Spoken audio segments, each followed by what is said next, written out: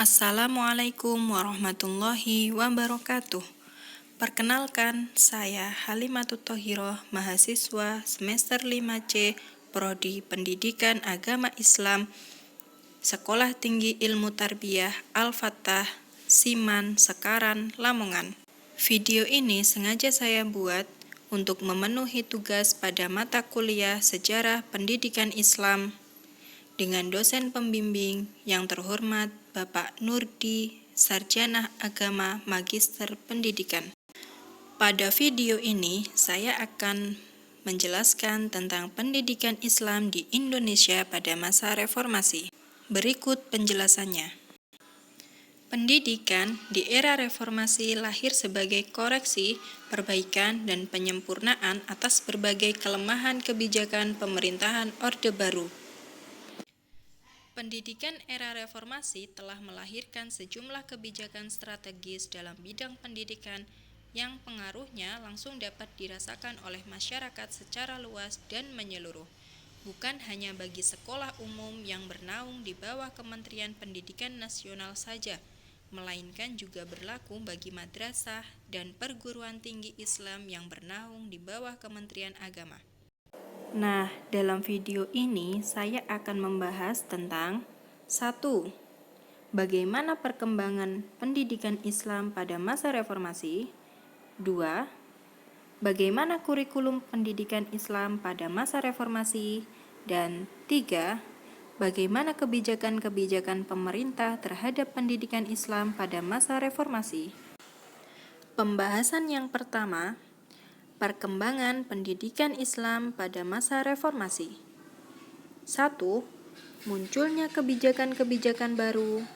Salah satu kebijakannya yaitu melanjutkan program wajib belajar 9 tahun, yaitu SD 3 tahun, SD 6 tahun maksud saya, dan SMP 3 tahun atau sederajat seperti Madrasah Tsanawiyah dan lain-lain.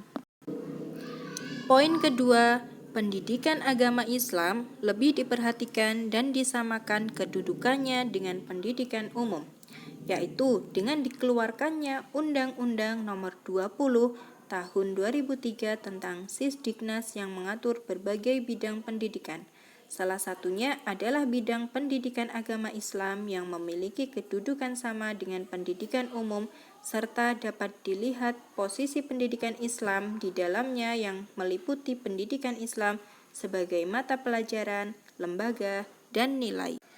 Poin ketiga, kuantitas dan kualitas guru lebih meningkat karena pemerintah pusat melakukan pemerataan jumlah guru dan mengadakan perubahan kurikulum dengan berbasis pada kompetensi atau KBK. Dan yang terakhir, poin keempat, yakni pemerintah juga meningkatkan anggaran pendidikan menjadi 20% dari APBN.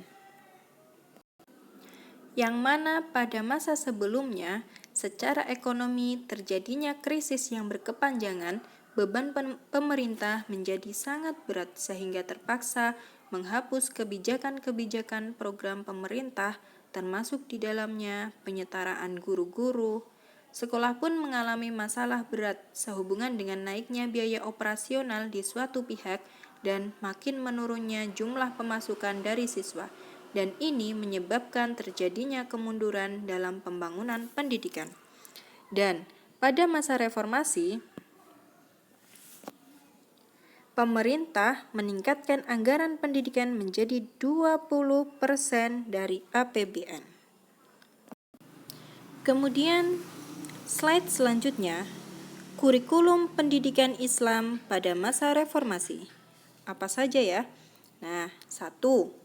Ditetapkan Undang-Undang 5 Nomor 20 Tahun 2003 tentang Sistem Pendidikan Nasional yang kemudian lebih dikenal dengan UU Sisdiknas.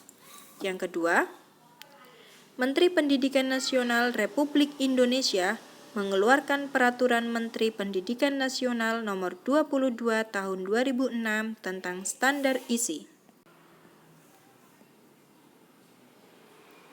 Standar isi ini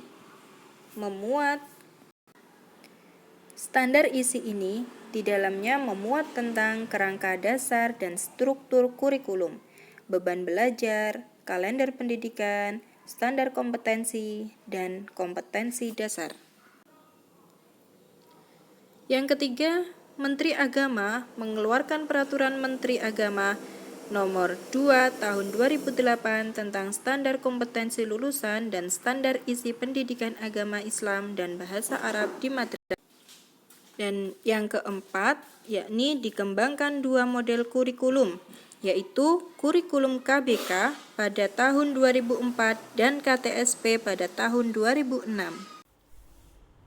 Selanjutnya, nomor 3, kebijakan-kebijakan pemerintah terhadap pendidikan Islam pada masa reformasi. 1.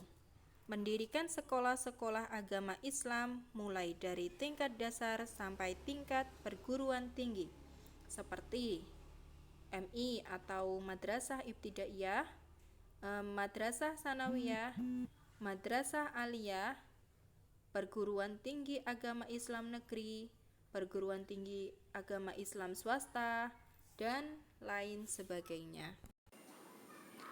Yang kedua, membantu meningkatkan mutu pendidikan pondok pesantren dengan usaha memberikan bimbingan ke arah penyempurnaan kurikulum, sarana pendidikan, bantuan atau subsidi guru, perpustakaan, keterampilan teknologi, dan sebagainya.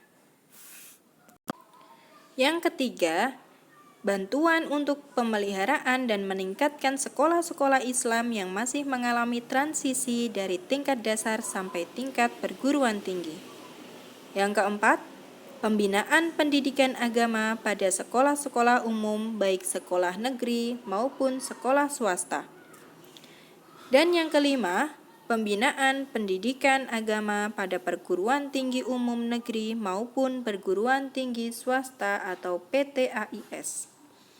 Dan yang terakhir atau yang keenam adalah merancang kurikulum yang terintegrasi sebagai suatu sistem yang tidak memberi kemungkinan terjadinya pertentangan antara yang satu dengan yang lainnya. Nah, sekian dari saya rasa cukup. Jika ada kurang dan lebihnya, saya mohon maaf yang sebesar-besarnya. Wabillahi taufiq wal hidayah. Wassalamualaikum warahmatullahi wabarakatuh.